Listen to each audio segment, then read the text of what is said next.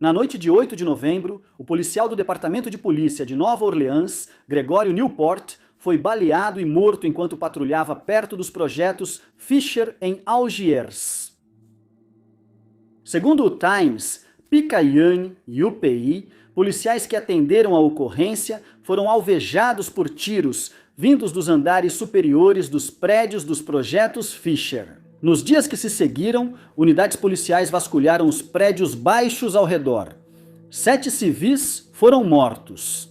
Investigações e revisões do grande júri da paróquia de Orleans, além de processos de direitos civis no Tribunal Federal, confirmaram que não houve provas de envolvimento dos 7 no assassinato de Newport. O episódio ficou conhecido como o 7 de Algiers por jornais locais e advogados.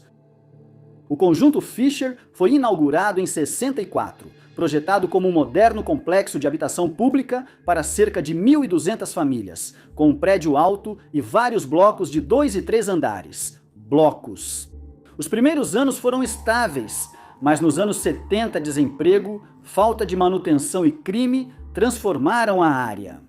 Registros municipais e auditorias do AGUD apontaram falhas recorrentes nos elevadores, iluminação vandalizada e longos períodos de vacância nos andares superiores. Rotas de transporte público foram reduzidas e a entrega de correspondências ficou irregular. Na década de 1990, Fisher foi destinado à demolição pelo programa federal Hope 6. A demolição começou em 1996 e terminou em 2007, dando lugar aos Estates at Fisher, casas geminadas em tons pastéis, promovidas como renovação de renda mista. Para os oficiais, foi uma vitória do planejamento urbano para os antigos moradores. Foi o apagamento de um bairro definido por um dos capítulos mais violentos da história da habitação em Nova Orleans. Quando os apartamentos Norman Bloomberg foram demolidos em 2016, multidões assistiram. Alguns aplaudiram, outros ficaram em silêncio enquanto as torres caíam em poeira e memória. Para a cidade, era um novo começo para o norte da Filadélfia. Foi o fechamento de uma ferida de 40 anos, aberta em 1967 no bairro de Charleswood. O complexo Bloomberg tinha 2 prédios de 18 andares e outros edifícios baixos. Simbolizava o progresso moderno para famílias negras trabalhadoras, oferecendo acesso a melhores condições de vida próximas ao centro. Em 10 anos, o otimismo sumiu. Registros e auditorias federais dos anos 1970 já apontavam o local como um dos mais problemáticos. Na Filadélfia, elevadores quebravam por semanas, dutos de lixo entupiam e corredores sem luz. O Philadelphia Inquirer chamou o complexo em 82 de favela vertical em câmera lenta. No mesmo ano, um menino de 4 anos caiu da janela do 13º, o andar de seu apartamento, causando uma tragédia. A morte destacou as condições precárias dos prédios e gerou pedidos de inspeções e medidas emergenciais. A cidade prometeu reparos, mas poucos foram realizados. Na década de 80 e no início dos anos 90, as torres haviam se tornado mercados de drogas a céu aberto, dominados pela distribuição de heroína e crack. As patrulhas policiais eram raras e moradores relatavam tiros todas as noites. Em 1990, a HUD listou Bloomberg entre os 5 conjuntos habitacionais públicos mais violentos do estado, antes da demolição prevista pelo plano de reurbanização Sharjah Wood, Bloomberg, de 500 milhões de dólares. Considerada a maior transformação da habitação pública da Filadélfia, a implosão foi em 16 de março. Imagens de TV mostraram as torres gêmeas desabando, deixando um horizonte cinza e décadas de deslocamento. Hoje, sobrados de renda mista ocupam o local. Autoridades chamam de renascimento antigos moradores, de remoção. As torres, que deveriam valorizar o bairro, viraram um monumento ao fracasso.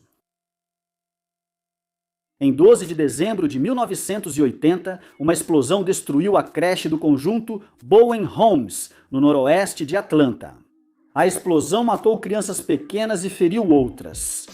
Os investigadores concluíram que a causa foi um vazamento não reparado em uma tubulação de gás, mesmo após vários relatos de manutenção. Para muitos em Atlanta, aquele momento transformou Bowen de um conjunto habitacional problemático em símbolo de negligência. As casas Bowen, inauguradas em 1964, formam um dos maiores conjuntos habitacionais públicos da cidade, com 150 unidades de tijolos. Inicialmente, foi divulgado como um refúgio para famílias da classe trabalhadora. As primeiras fotos mostravam pátios ajardinados e parquinhos recém-pintados. Mas em 2 décadas o otimismo havia desaparecido. Os empregos industriais caíram, a pobreza cresceu e o orçamento da cidade colapsou. Nos anos 70, Bowen era um dos locais mais subfinanciados da Autoridade Habitacional de Atlanta. A tragédia na creche 80 ganhou cobertura nacional. O Atlanta Journal-Constitution relatou que o vazamento de gás durava semanas e pedidos de reparo foram ignorados. Autoridades municipais chamaram de um acidente trágico, mas os moradores descreveram como resultado de anos de negligência. Após a explosão, bombeiros interditaram prédios por fiação insegura e falhas na infraestrutura. Nos anos 80 e 90, Bowen virou sinônimo de crime violento e tráfico de drogas aberto. Registros policiais indicavam agressões e tiroteios frequentes todos os anos. Uma inspeção de moradias, em 95, classificou Bowen como severamente degradado, citando unidades vandalizadas e interiores inabitáveis. Moradores começaram a se mudar pelos programas da Seção A antes de a cidade anunciar a demolição total em 2009 com a reurbanização Hope 6. As últimas estruturas foram demolidas. Noticiários mostraram ex-moradores vendo de longe as paredes caírem. Para Atlanta, isso marcou o fim do seu último grande projeto para famílias. Para os deslocados, era mais um ciclo de demolição sob o pretexto de progresso. Quando as casas Stellar Wright abriram em 59, foram vistas como modelo de progresso.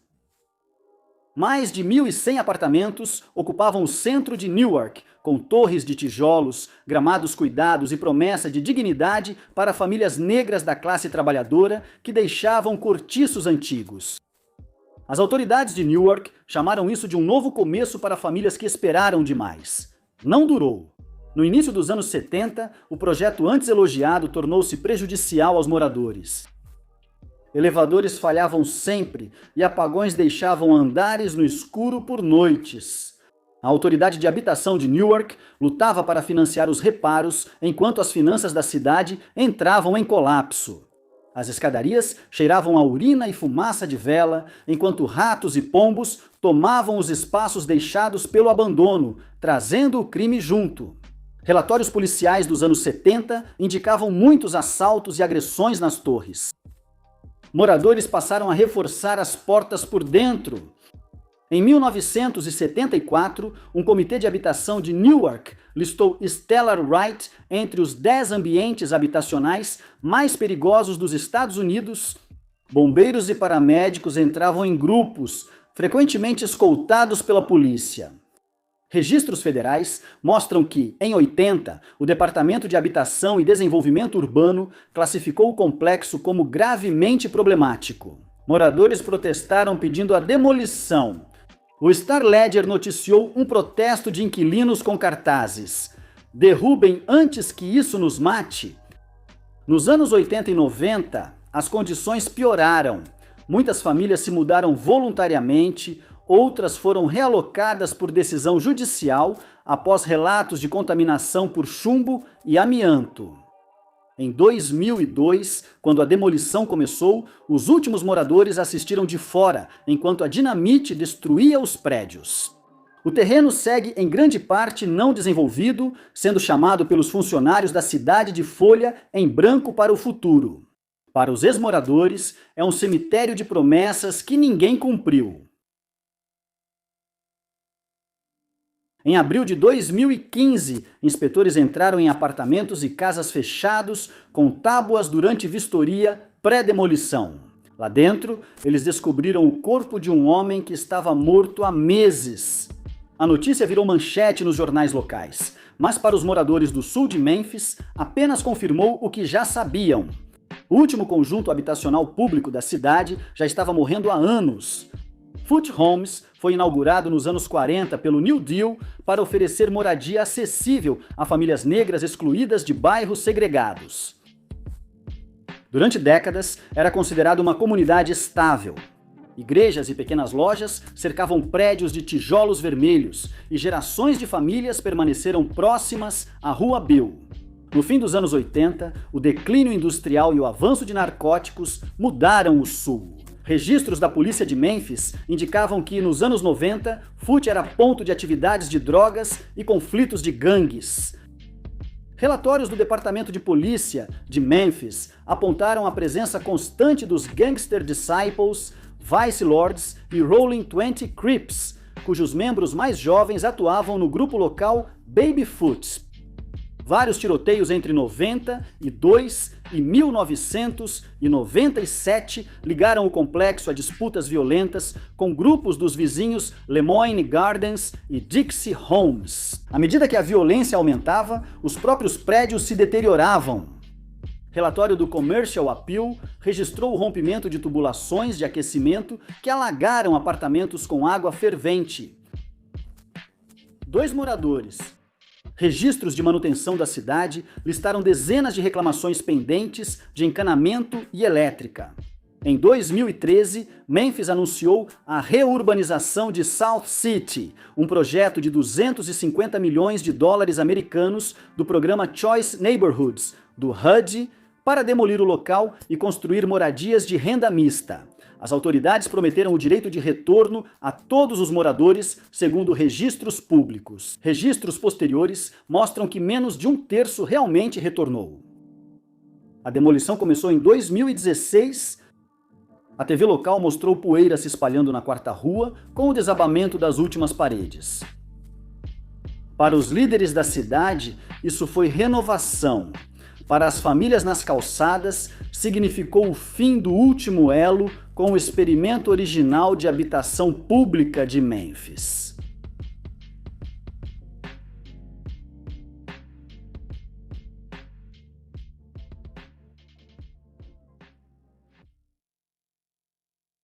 A noite de 12 de setembro de 2023 foi comum para Cleveland, exceto no lado oeste, onde tudo mudou quando os tiros foram disparados.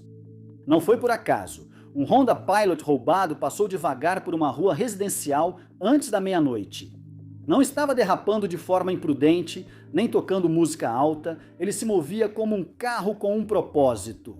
4 membros da gangue criminosos de sangue puro estavam no veículo. Entre eles estão Raven, Danny Mullins, Henry Noodles, Burchard, James Flock e Clemens. A acusação descreve o que aconteceu em seguida como um assassinato direcionado em apoio ao crime organizado. Quando o pequeno Ahmaud Issa Farage, de 5 anos, saiu, o grupo teria agido rapidamente. Depois, vizinhos ouviram uma rajada de tiros e, em seguida, um silêncio, enquanto todos aguardavam as sirenes para saber se era seguro sair. A vítima caiu na rua. Os ocupantes do Honda fugiram em alta velocidade. Em poucas horas, aquele mesmo SUV seria encontrado em chamas em outra parte da cidade. Um movimento para apagar impressões digitais, DNA e qualquer vestígio de quem estava dentro. Quando os bombeiros chegaram, quase tudo dentro do veículo já havia sido reduzido a cinzas e metal, mas o fogo não apagou. O principal problema para a polícia de Cleveland e investigadores federais era que este foi o último elo em uma série de atos violentos acompanhada há quase 2 anos. Esse assassinato deu a eles um ponto de entrada claro em uma grande organização criminosa, que cresceu silenciosamente de uma pequena gangue da Cedar State para algo bem mais estruturado, violento e ambicioso. Um grupo que se autodenominava Criminosos de Sangue Puro. Um grupo que os promotores dizem operar como uma família, agir como uma milícia e expandir como uma empresa. do leste de Cleveland até Akron, Youngstown e até no sistema prisional do estado. E esse assassinato, nessa noite de 23, foi o que finalmente levou o governo federal a revelar uma das maiores acusações contra gangues na história recente de Cleveland. O que parecia uma execução isolada à noite estava longe de ser um caso único. Era sintoma de uma gangue que, segundo autoridades, liderava um mercado de fentanil, promovia retaliações, recrutava nas prisões e criava sua hierarquia em várias cidades. Esse assassinato não era a história, foi o momento em que a história se revelou. O leste de Cleveland teve várias gangues ao longo dos anos, mas nos anos 2020, um lugar virou o centro de uma nova operação. Cedar Estates, conjunto habitacional público a leste do centro da cidade. Por anos, havia a mistura comum de tensão no bairro, escadarias abertas, pátios escuros e esquinas. Isso variava conforme quem tinha mais influência na temporada. Investigadores federais afirmam que tudo mudou quando criminosos de sangue puro dominaram a área. Eles controlaram fornecimento, espaço e movimento. A liderança da FBF manteve fluxo constante de fental no Cedar Estates. Membros se revezavam nos turnos, carros ocultos e 2 apartamentos garantiam a circulação do produto. Bars sabia exatamente para onde ir. O pátio e o gramado que ele remendou ao lado da loja de bebidas da 8ª Rua. Fental, metanfetamina, cocaína e buprenorfina, chamada Subs. Esses eram os produtos principais, cada um com seu próprio preço e demanda, e todos contribuíam para uma fonte constante de renda. A gangue não era grande, o que os tornava perigosos era a sua estrutura. O Danny coordenava tanto nas ruas quanto em níveis mais altos. E havia o Noodles. Profundamente envolvido com o lado das drogas e da violência, depois o Flock, ligado à parte de execução e comunicação do grupo, e abaixo deles, uma rede de distribuidores e mensageiros. Jeffrey Fatty, Lee, Jarrell, Ruga, Farrell Devontae, Dee, Nut Johnson, Elijah, Loon Johnson, Jerome, J.T. Williams. Os nomes surgem nas acusações por conspiração para tráfico, posse de armas ou participação nas comunicações da quadrilha. O que mais chamou a atenção e foi enfatizado pelos federais era o quanto a operação era organizada para uma gangue local. Não era tráfico de esquina, mas uma rede de distribuição com Cedar Estates como fachada dos traficantes. Com segurança armada, armas eram mantidas em apartamentos e carros para fácil acesso em caso de assalto ou briga. Olheiros vigiavam o entra e sai do condomínio. Mas o verdadeiro indicador de quão profundamente FBF havia se infiltrado era simples. Em Cedar Estates, nada ocorria sem que a gangue soubesse, relataram os moradores à polícia. O tráfico de drogas era constante. Estava lá todos os dias, o dia todo, e o dinheiro que circulava pelo complexo dava algo à FBF. Toda a gangue quer alguns. Estabelecer uma base estável, onde cadeias de suprimento, fluxo de dinheiro e mão de obra circulassem sem interrupção. A partir dessa base, eles se expandiram para fora.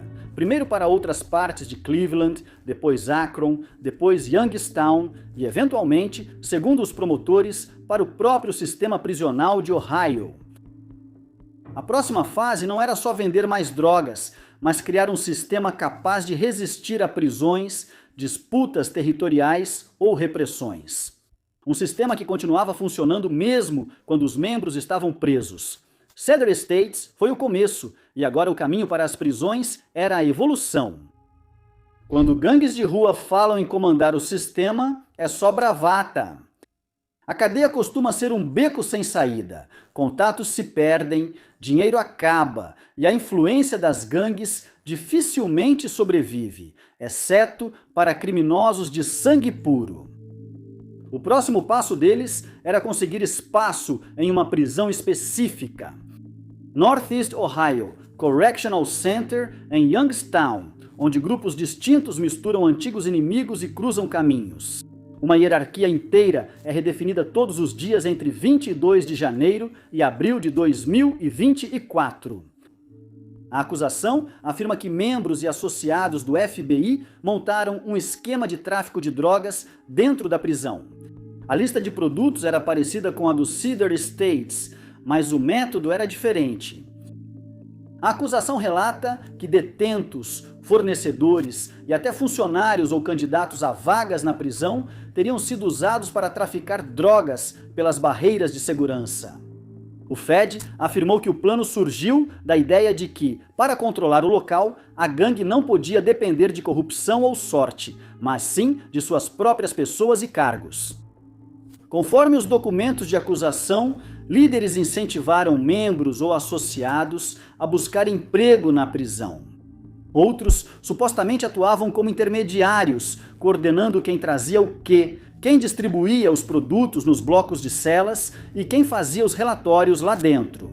As drogas circulavam por canais conhecidos, contrabandeadas por funcionários, passadas entre detentos durante o trabalho, escondidas em áreas comuns e transferidas de mão em mão. Assim que as portas das celas se fechavam à noite, os membros da gangue usavam telefones pré-pagos, contas em redes sociais e celulares contrabandeados dentro da unidade para manter a rede funcionando. A acusação de Youngstown traz registros de mensagens e ligações com conversas codificadas sobre entregas, remessas e quantidades. Algumas mensagens pareciam conversas comuns, outras eram diretas.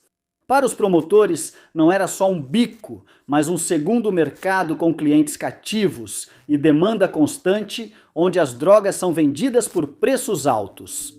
E onde a gangue podia manter influência sobre os detentos que um dia poderiam voltar para as ruas. E a vantagem era óbvia.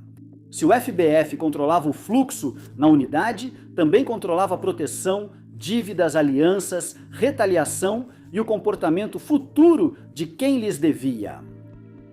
A decisão de ir para uma prisão federal mudou o tom do caso para os investigadores.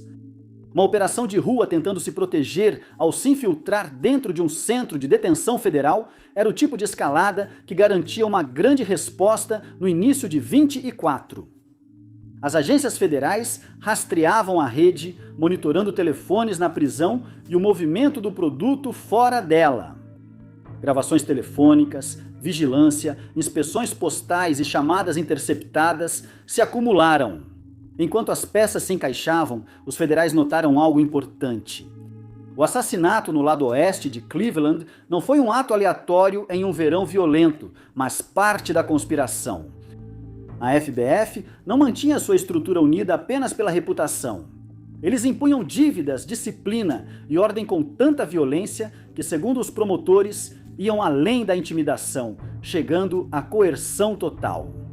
Uma das acusações mais graves é de junho de 2022. Segundo os promotores, Raven Mullins sequestrou uma mulher e a manteve em cativeiro por 6 dias. Ele manteve um dispositivo de contenção em uma casa, ameaçou-a com arma na cabeça e a agrediu sexualmente. Ela escapou após quase uma semana. O foco dessa parte da acusação eram 3 mulheres, todas acusadas de sequestro e agressão em apoio ao crime organizado. Adriana Alinu, Maisha Action West, Kayla Yeyo Taylor. Os promotores as acusaram de participar de retaliações de gangues, forçando vítimas a entrar em carros, espancando-as e punindo em nome dos líderes. Segundo investigadores federais, essas acusações criaram um padrão que destacou a FBF. Assassinatos, sequestros, agressões e intimidações não foram isolados. Eles faziam parte da estrutura organizacional, que tinha uma hierarquia parecida com a de uma família criminosa tradicional. Segundo a acusação, a gangue tinha um padrinho, conjunto de regras chamados 5 plenos, Código Secundário Mandamentos Plenos e Comissão para Decisões Internas. Os atos de execução integravam esse sistema. Quem devia, desobedecia ou ameaçava a operação sofria consequências. O mesmo se aplicava às pessoas dentro da organização que colocavam os negócios em risco ou até discutiam com o membro errado. Quando montaram o caso Rico, essa história virou essencial. A violência mantinha a hierarquia. A hierarquia unia os membros e a retaliação conectava a operação. Cedar Estates, Akron, Youngstown, o sistema prisional e os 23 assassinatos em uma única organização criminosa contínua. Aqui o caso deixou de ser crimes de rua isolados e virou um caso completo de rico. Quando os criminosos de sangue frio apareceram em Cedar Estates, seus crimes se confundiram com o barulho da cidade. Tiros, tráfico de drogas e chamadas de emergência de madrugada já fazem parte do cenário de Cleveland há anos. Mas duas coisas mudaram a forma como os investigadores passaram a enxergar esse grupo. Primeiro, a escala. Segundo, a coordenação.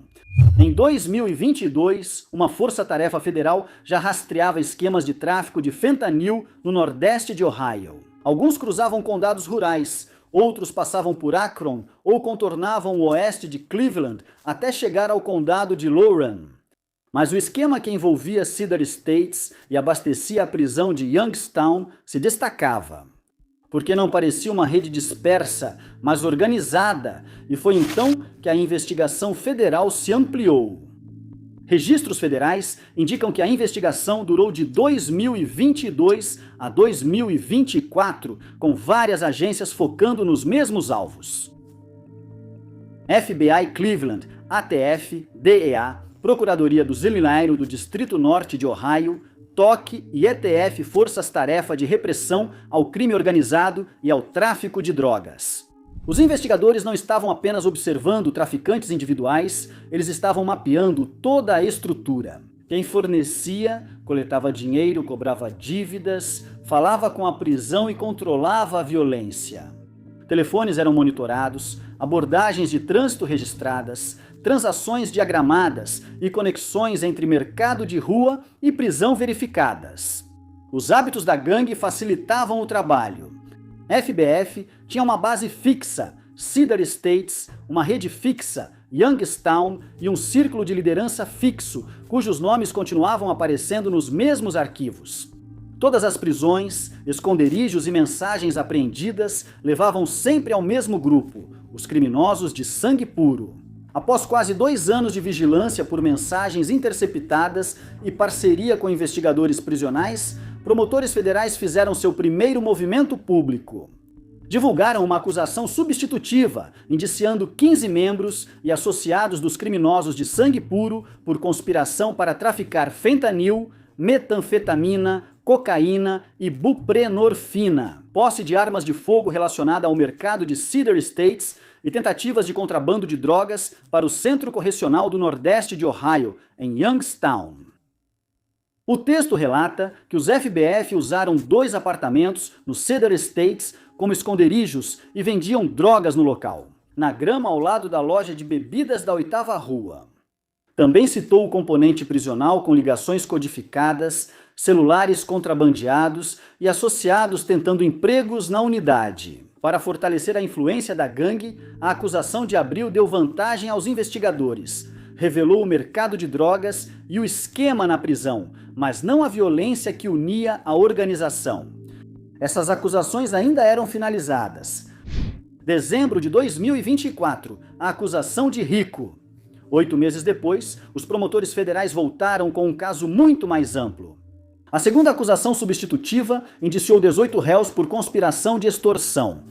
Agora, incluindo o assassinato de Ahmaud Issa Farage em 12 de setembro de 2023, na West 73, com a Avenida Clark. Acusações de sequestro e agressão sexual em 22 de junho contra Raven Mullins e de sequestro e agressão contra Adriana Null, Maesha West e Kyla Tyler. Operação de drogas, Cedar Estates, esquema da prisão de Youngstown e hierarquia interna da gangue. Com essa acusação, o governo não visava casos isolados. Apresentavam os criminosos de sangue frio como uma organização criminosa coordenada, atuando em Cleveland, Akron, Youngstown e alcançando uma prisão federal privada.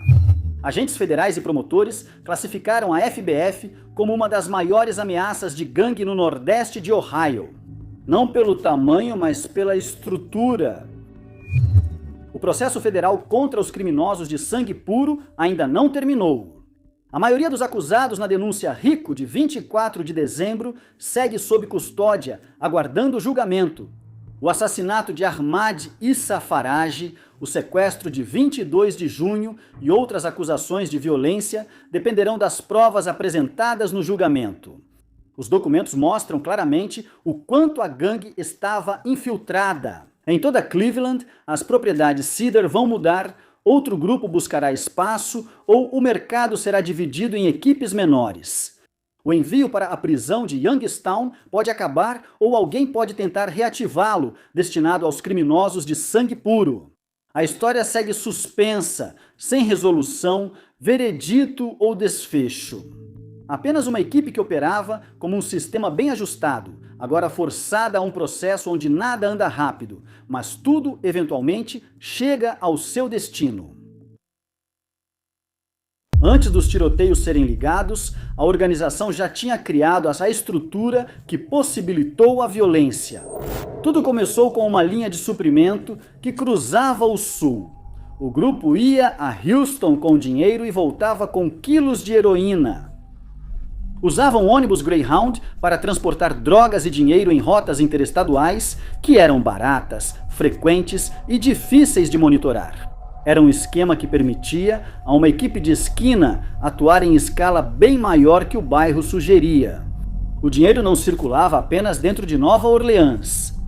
Documentos judiciais indicam uma casa de apoio na costa do Mississippi usada para guardar dinheiro, contar lucros e proteger remessas valiosas. Quando a pressão aumentava em casa, a equipe usava esse local fora da cidade para se esconder e guardar os lucros longe das ruas onde vendiam o produto.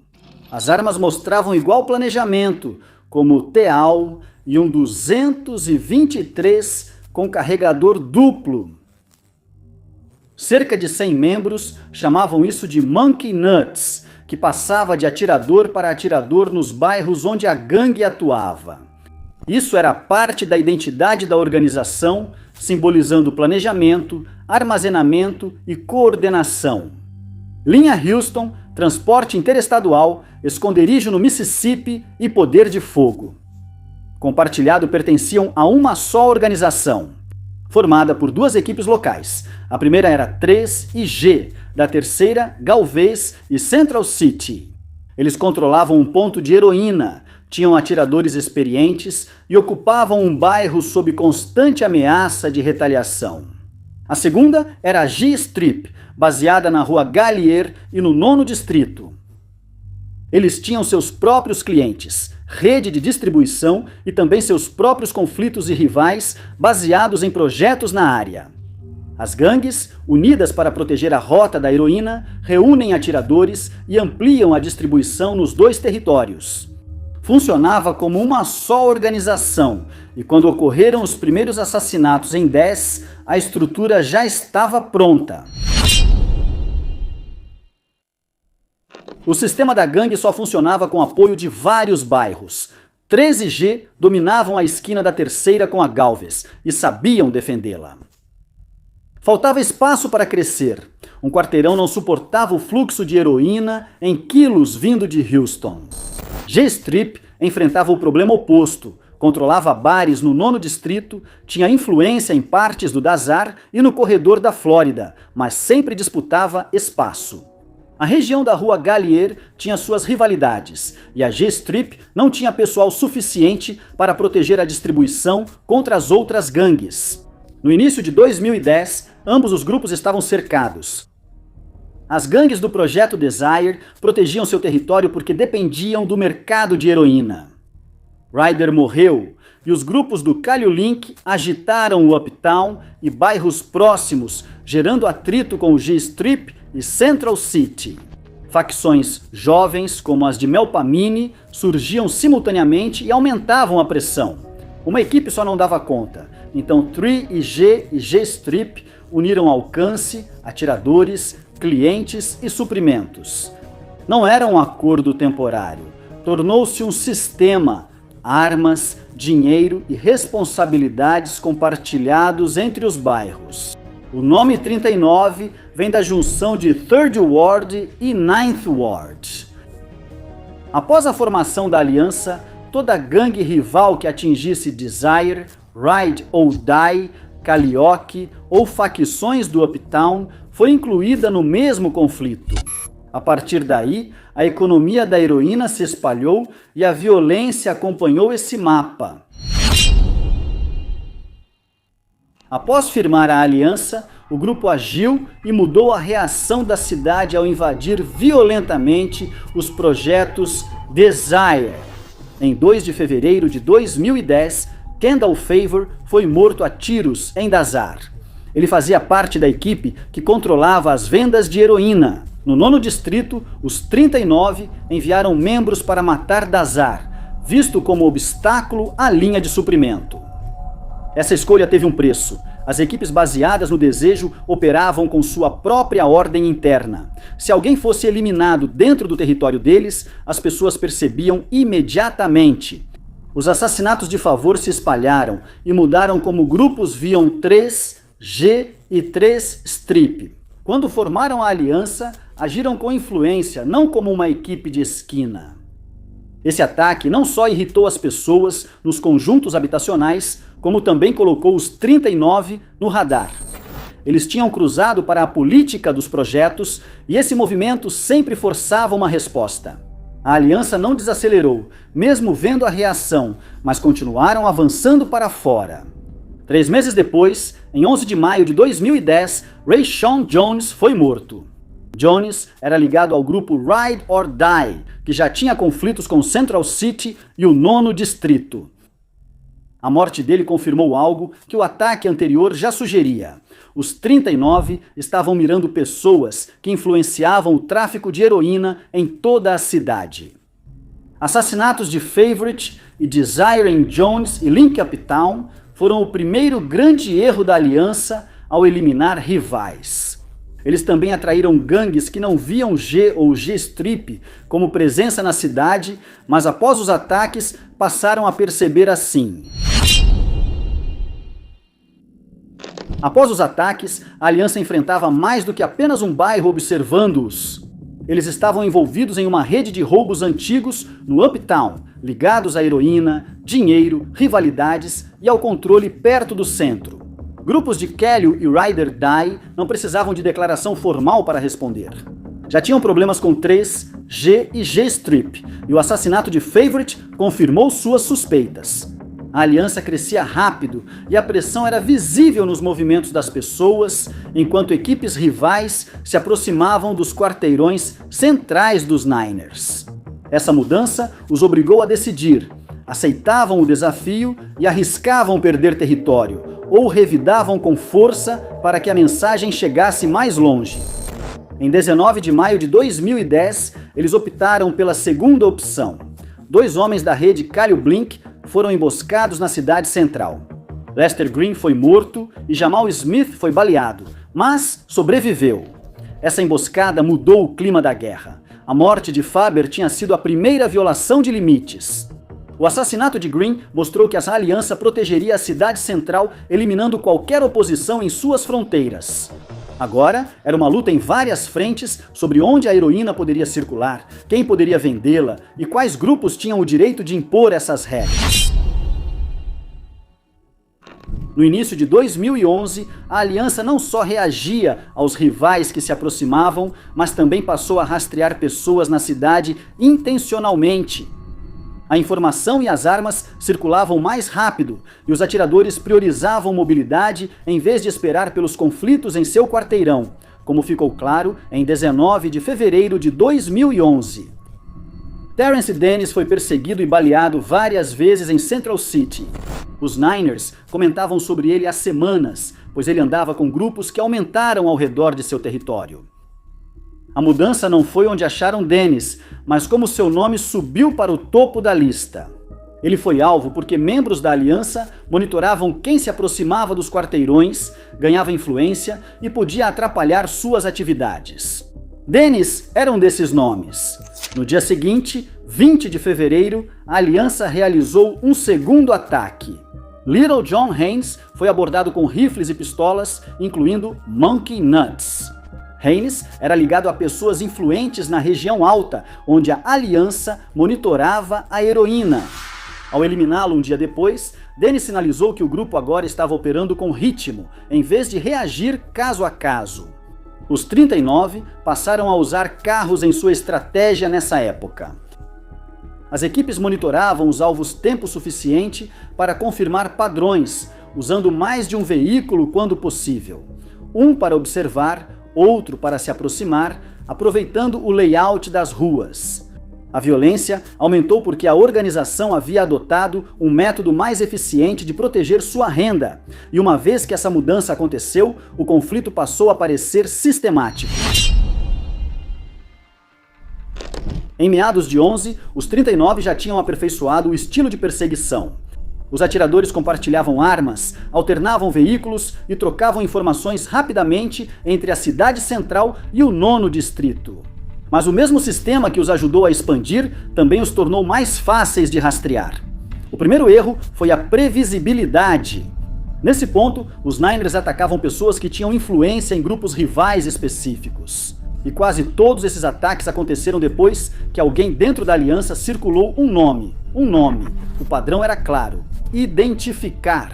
Um rival confirmou o movimento em pequenas equipes. Funcionava nas ruas, mas criava um ritmo. Os investigadores eventualmente aprenderam a reconhecer.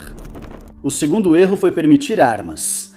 O rifle Bushmaster Monkey Nuts não passava despercebido. Circulava rápido nos tiroteios e seu tamanho com carregador o destacava sempre que surgia. Ele conectava os incidentes e quanto mais a aliança dependia dele, mais claros eram os vínculos. O terceiro erro foi a abordagem dos alvos finais em 4 de maio de 2011. Gregory Keys foi morto a tiros e Kendrick Smothers ficou ferido. Keys era citado na aliança por se associar a pessoas ligadas ao tráfico de heroína perto da cidade central. Assim, alguém que pode levar clientes ao caminho errado. O ataque chamou a atenção por seguir o padrão: mesma arma, equipe pequena, ação rápida e estilo conhecido. O assassinato ocorrido meses depois expôs a aliança em 14 de setembro de 2011. Michael Marshall foi seguido do trabalho até o carro e baleado antes de entrar. As pessoas o seguiram até confirmar que estava sozinho e se aproximaram a pé. Esse nível de preparação combinava com assassinatos anteriores, e os investigadores começaram a acumular as semelhanças no final de novembro. Os 39 desmoronavam não por causa dos rivais, mas porque seus métodos deixaram de evoluir. O que antes tornava a aliança forte acabou se tornando o esboço do caso que a derrubaria. Ao meio-dia, a aliança já não era o mesmo grupo que construiu a linha de Houston e moveu o rifle Bushmaster entre 2 bairros. A ruptura não teve início em um só momento, mas com as mudanças na cidade. Rivais que brigavam passaram a focar nos Niners. As pessoas conversavam e compartilhavam informações internas, enquanto alguns quarteirões circulavam pelas ruas usadas pelos Niners. E toda vez que uma arma compartilhada reaparecia ou uma perseguição acontecia do mesmo jeito, mais pessoas entendiam quem estava por trás disso. Os federais eram pacientes, analisavam padrões, rastreavam armas e observavam quem surgia após cada incidente. O caso não foi baseado em um informante ou pista única, mas sim na consistência, mesmo estilo, gangues e nomes repetidos pela cidade. Em junho de 2015, o Martelo acusou os 39 de extorsão como uma única organização. O julgamento de 2017 revelou a aliança. Testemunhas relataram viagens para Houston, armas compartilhadas, destinos da heroína e responsáveis pelo cumprimento das regras. Alguns réus contestaram o caso, outros fizeram acordos e havia os considerados centrais pelos promotores. Os envolvidos na violência mais grave receberam prisão perpétua ao final do caso. Central City e o 9th Ward não mudaram de repente, mas a estrutura criada pelos 39ers, com armas compartilhadas, atiradores e presença em vários bairros, foi sumindo. Nenhum grupo posterior comandou o sistema como eles. Tentaram, mas não conseguiram. Os 39ers não caíram por rivais. Fracassaram porque seus métodos revelaram conexões. Quando os investigadores perceberam, não havia mais onde se esconder.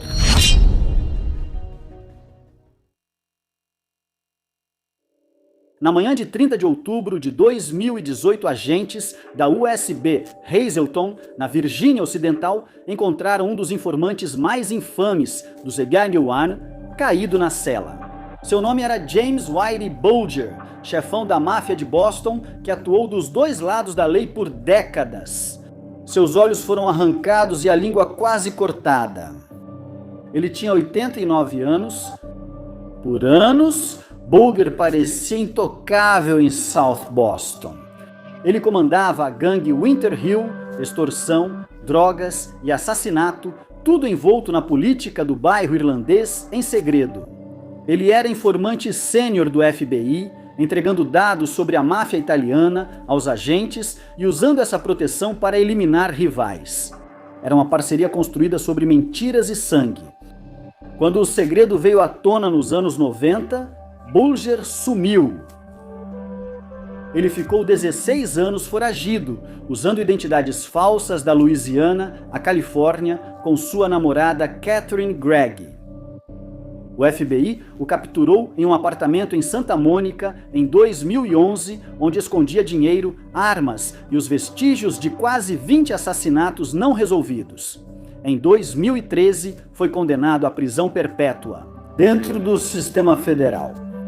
A notoriedade de Bulger era uma desvantagem. Idoso, frágil e odiado por mafiosos que desprezavam informantes, também era visto como problema político pelos funcionários da prisão. Transferências o mantinham em constante movimento. Flórida, Oklahoma e, finalmente, USP Hazleton, na Virgínia Ocidental, uma penitenciária notoriamente violenta, apelidada de Monte da Miséria. Em menos de 24 horas após a chegada, o contrato foi executado. Investigadores depois identificaram Photios Fred Gash, ex-assassino de aluguel da família Genovese, que cumpre prisão perpétua como um dos agressores. Gash era conhecido por seu ódio a delatores. Imagens de segurança teriam mostrado vários detentos entrando na cela de Bulger enquanto os guardas desviavam o olhar. Ninguém interveio. O Departamento de Presídios tratou o caso como investigação de homicídio, mas, para os detentos de Hazleton e muitos em Boston, foi um desfecho poético. O mesmo sistema que um dia protegeu Whitey Bulger, finalmente o entregou ao único tribunal que ele não podia manipular em Medellín. O nome Griselda Blanco ainda carrega uma maldição.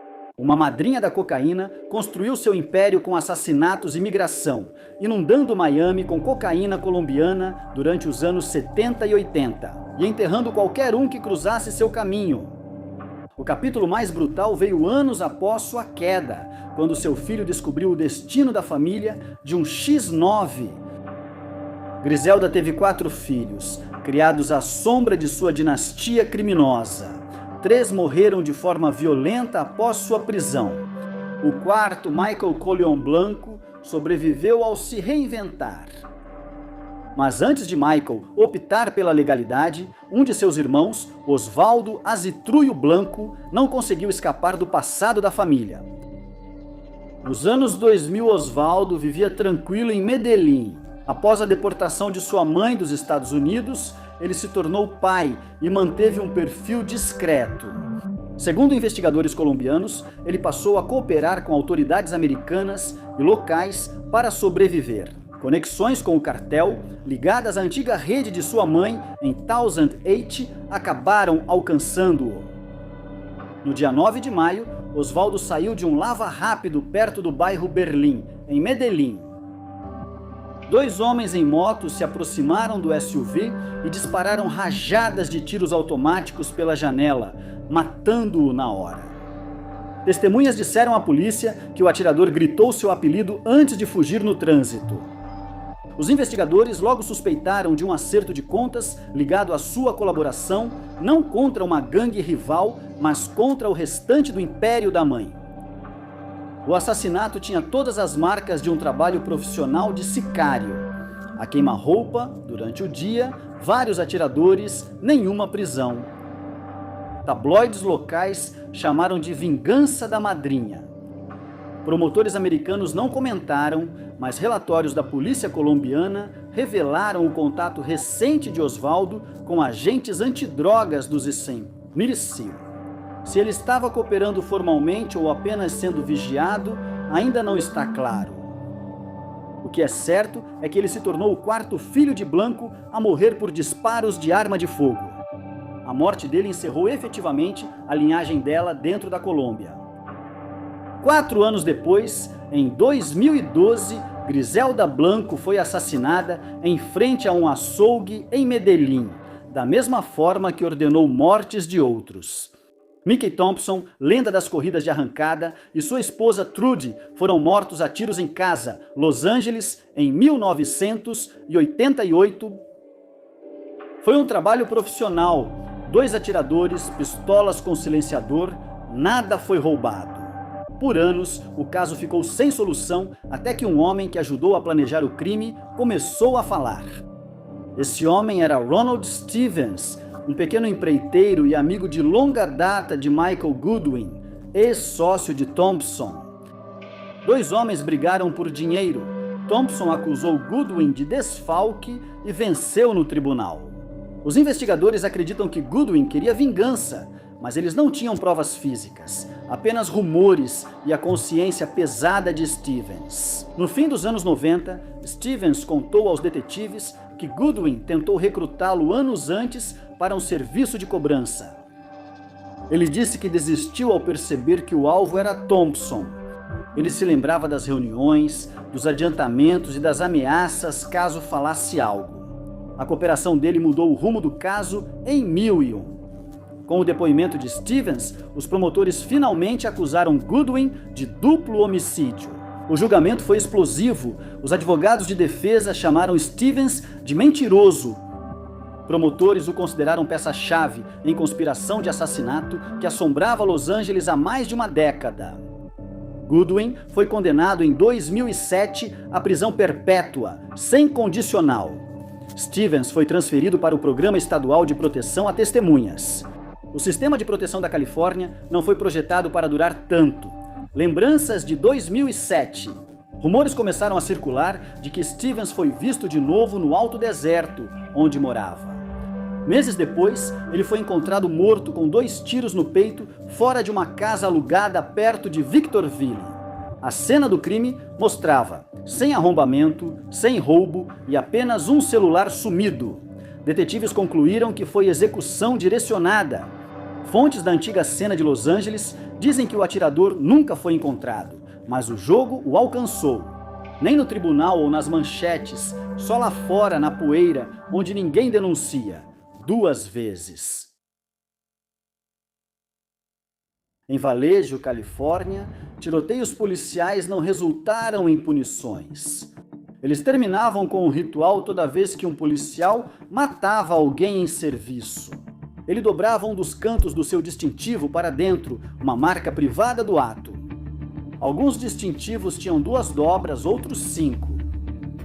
Aos 16 anos, a cidade de 120 mil habitantes tinha uma das maiores taxas de mortes por tiros per capita do Zemel-Wirwa.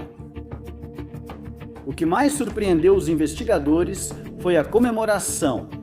Um detetive revelou essa prática pela primeira vez em 20, alegando que viu oficiais superiores fazendo fila para amassar seus distintivos no estacionamento do departamento. Chamavam de ganhar sua dobra, o mais perto que uma gangue fardada chegava de uma lágrima. Tatuagem. Assassinatos seguiam padrão: abordagem, perseguição e confusão. Tiros. Os suspeitos quase sempre estavam desarmados, mas nenhum policial foi condenado. Ao revisar arquivos internos de Vallejo, auditores encontraram imagens de câmeras corporais apagadas, depoimentos contraditórios e supervisores aprovando relatórios conflitantes. Um sargento, depois acusado de destruir provas, também era, segundo rumores, quem demonstrava o banco ao público. Vallejo parecia um departamento de cidade pequena sob pressão, mas internamente era uma panelinha fechada por laços de sangue. Um ex-capitão foi direto. Não são mais policiais, mas uma gangue com distintivos. Em 2021, os líderes da cidade pediram auditoria externa, mas a maioria dos policiais já tinha se aposentado ou mudado para outros departamentos da Califórnia. Distintivos entortados sumiram em gavetas e vitrines, provas irrastráveis de uma cultura que premiava mortes. Para Vallejo, nunca houve responsabilização, só o silêncio que permanece quando uma gangue sabe se proteger. No condado de Los Angeles, a gangue mais temida de Compton usava uniformes, não vendia drogas, nem dominava esquinas. Eles se chamavam os Executores, uma facção de tatuadores atuando na delegacia do departamento do xerife. Todos os membros tinham a mesma tatuagem, um crânio com capacete nazista, um AK-40 e 7 ao lado e chamas ao fundo. A tatuagem era uma iniciação dada a novos recrutas após matarem alguém em serviço. Pelo menos 18 delegados foram identificados como membros.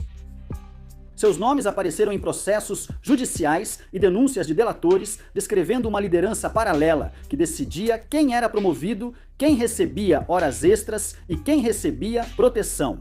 Segundo um delegado que testemunhou, existia um sistema de cotas. Prisões mais agressivas levavam mais rápido ao respeito. Outro policial disse que foi pressionado a conquistar sua tatuagem depois de se recusar a participar de uma surra.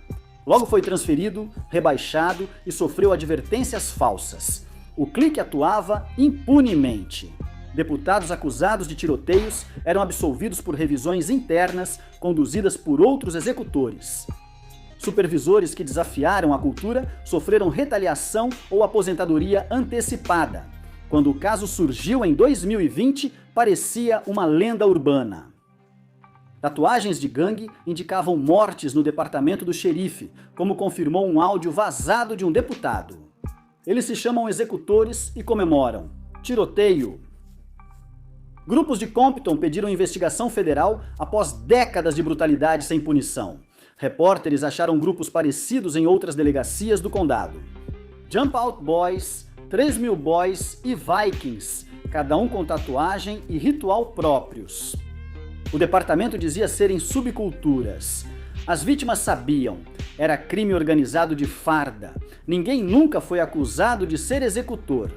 Ao longo dos anos, processos contra membros custaram ao condado de Los Angeles mais de 50 milhões de dólares em acordos. No departamento, as tatuagens ficavam ocultas sob as mangas. Do lado de fora, lembravam que a cidade já teve uma gangue policial tão confiante que se marcou na pele de seus oficiais. No oeste da cidade, há um antigo armazém de tijolos que foi da Sears e da polícia de Chicago. Era uma instalação de narcóticos, parecendo um local clandestino para quem era levado ali. Em 2015, o The Guardian expôs a instalação após rastrear as histórias de detidos que desapareceram dos registros oficiais. Eles foram levados ao Roman Square, prédio nunca listado nos registros públicos de prisão. Familiares e advogados ligaram para delegacias, prisões e hospitais, mas não conseguiam localizar seus parentes. O ativista Brian Church, detido em um protesto da OTAN, afirmou que ficou algemado por horas e sem comida, água ou advogado. Outro homem, Corey Wright, lembrou que foi vendado antes do interrogatório. John Hubbard morreu dentro da instalação em circunstâncias controversas que a polícia classificou como suicídio. Advogados de defesa reuniram centenas de relatos semelhantes.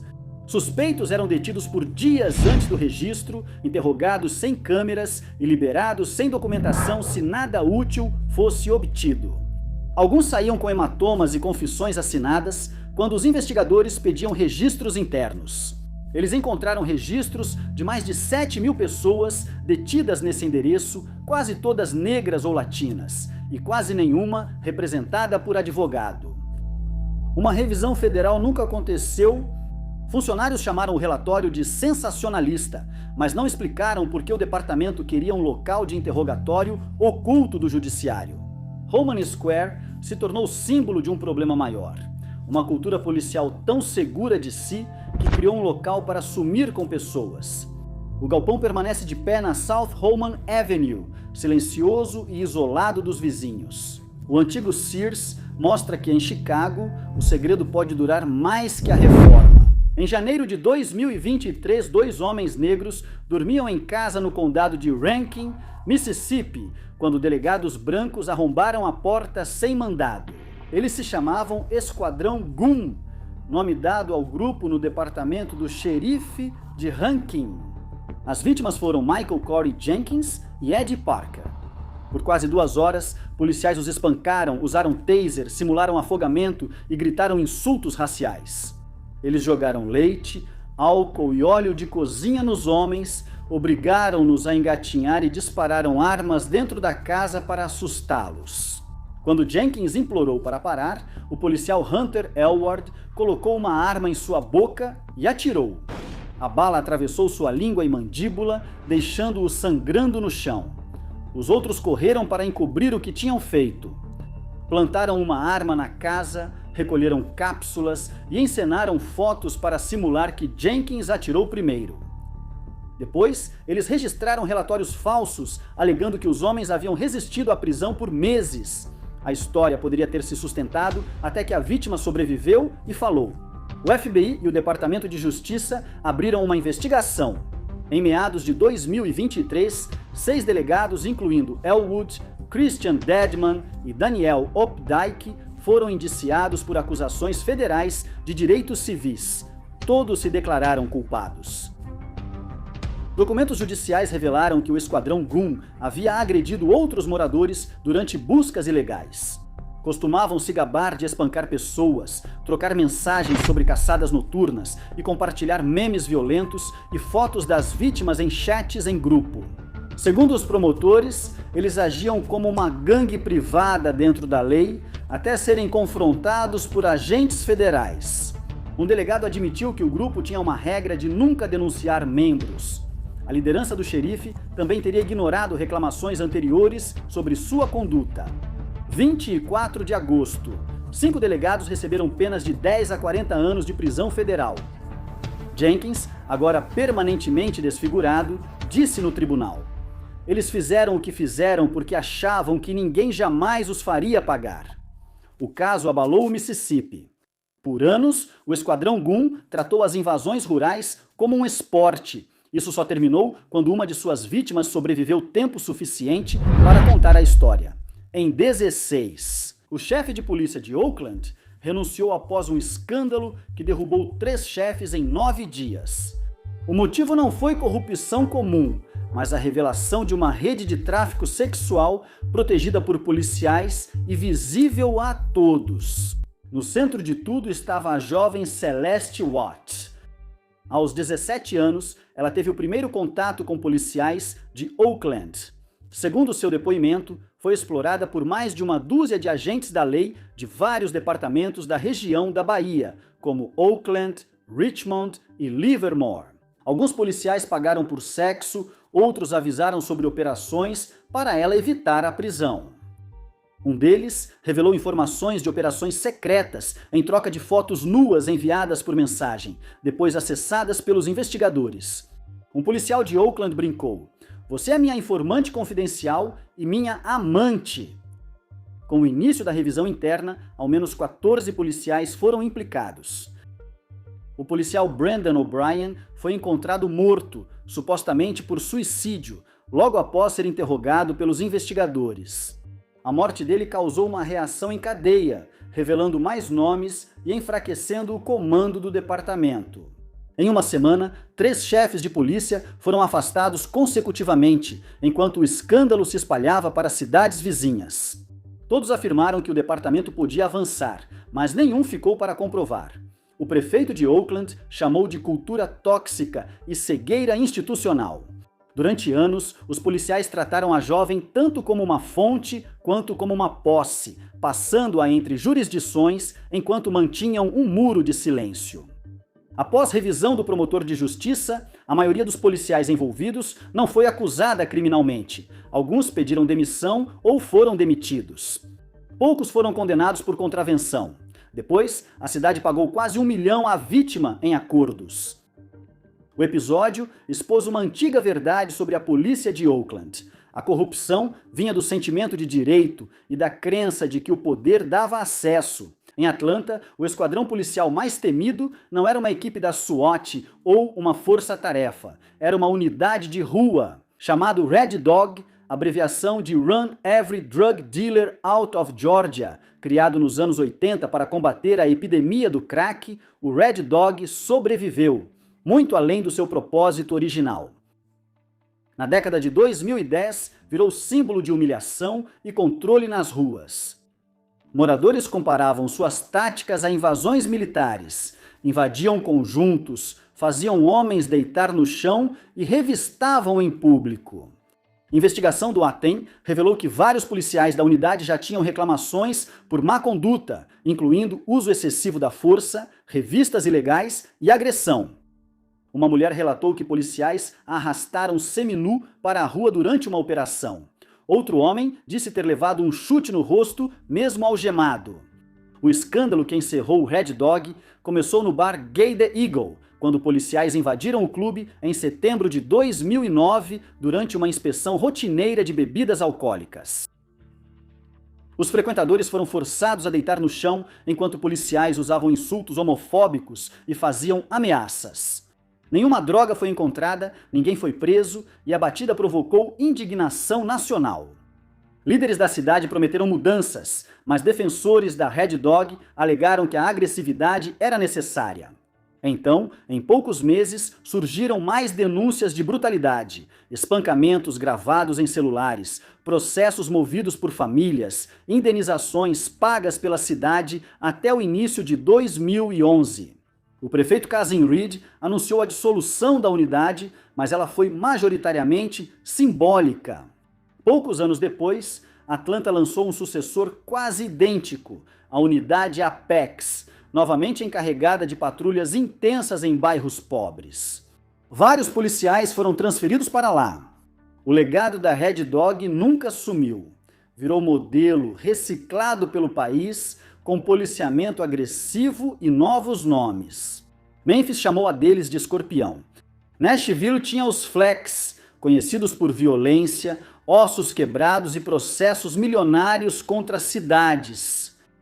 Em Atlanta, o distintivo ainda valia, mas a sombra do Red Dog persistia. Ao controlar a cidade pelo medo, basta a autoridade para agir sem consequências, sem precisar de cores. Em Baltimore, marcada pelo crime e corrupção, uma unidade policial foi criada para combater armas ilegais e gangues violentas. Ao invés de cumprir a lei, esses policiais decidiram ser a própria lei. Eles dominavam as ruas como mafiosos, roubavam traficantes, revendiam drogas e plantavam armas nas vítimas. Esta é a história da Força-Tarefa de Rastreamento de Armas, uma das unidades policiais mais corruptas dos Egras Jaissulinga. Baltimore, Maryland, é conhecida pelas altas taxas de criminalidade, epidemias de drogas e polícia sempre sob escrutínio. No começo dos anos 2000, a cidade tinha uma das maiores taxas de homicídios do país e as autoridades buscavam uma solução. A Força-Tarefa de Rastreamento de Armas foi criada com uma missão clara: tirar armas ilegais das ruas e desmantelar redes de crimes violentos. Por um tempo funcionou, ou pelo menos era assim que parecia. Os policiais apreendiam armas, faziam prisões e acumulavam estatísticas para as manchetes, mas, nos bastidores, algo sinistro ocorria. Eles não só combatiam o crime, mas também o comandavam. As ruas de Baltimore logo fervilhavam com sussurros sobre policiais corruptos. Traficantes e suspeitos relatavam que policiais roubavam suas drogas e dinheiro, extorquiam gangues rivais e redistribuíam o poder no submundo. Mas para as vítimas não havia a quem recorrer, porque a quem você denuncia policiais corruptos? Era o crime perfeito, até que uma abordagem de rotina revelou tudo. 15. O traficante de heroína Aaron Anderson era monitorado pelo detetive David McDougall, do departamento do xerife de Hartford. McDougal instalou um rastreador GPS no carro de Anderson para monitorá-lo, mas, ao parar Anderson, a polícia encontrou 2 rastreadores. Um era deles, o outro pertencia a um membro da GTTF. Anderson foi roubado dias antes por homens que invadiram sua casa fingindo ser da SWAT.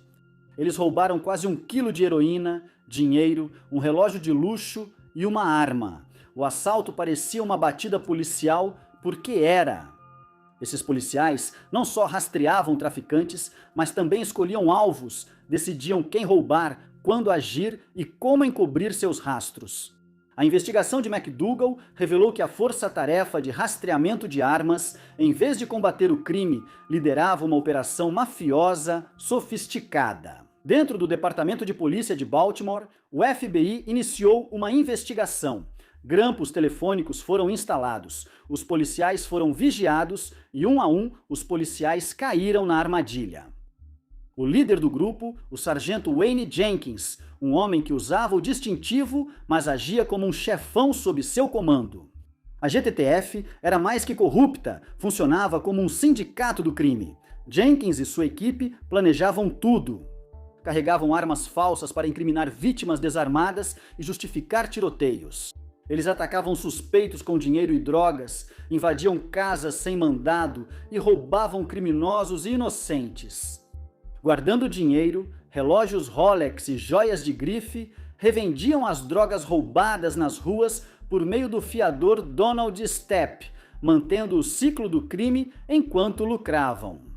Eles falsificavam relatórios de horas extras, dobrando salários ao dizer que trabalhavam enquanto roubavam pessoas. Um de seus assaltos mais ousados, arrombaram um cofre com $200 mil e 2 quilos de cocaína. Eles pegaram metade do dinheiro e todas as drogas, depois fecharam o cofre novamente e se filmaram abrindo-o pela primeira vez, fingindo uma apreensão honesta para as câmeras.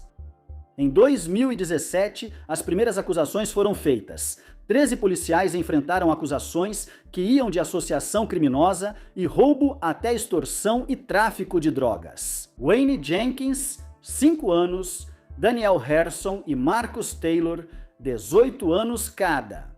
Momodou Gondo, 10 anos, libertado em 2024. Jamil Ram, anos. Thomas Aldous, 15 anos. Vários outros policiais fizeram acordos e receberam sentenças menores. O escândalo abalou Baltimore, forçando a cidade a pagar mais de $13 milhões em indenizações às vítimas. Mas além da perda financeira, o verdadeiro dano foi a confiança entre o povo e a polícia. Casos foram arquivados, condenações anuladas e o Departamento de Polícia de Baltimore, já com pouca credibilidade, ficou em ruínas. Então, o que acontece agora? A maioria desses policiais ainda está atrás das grades, mas alguns já foram soltos, voltando para a sociedade como se nada tivesse acontecido para as vítimas. A justiça pode até ter sido feita, mas será que parece justiça?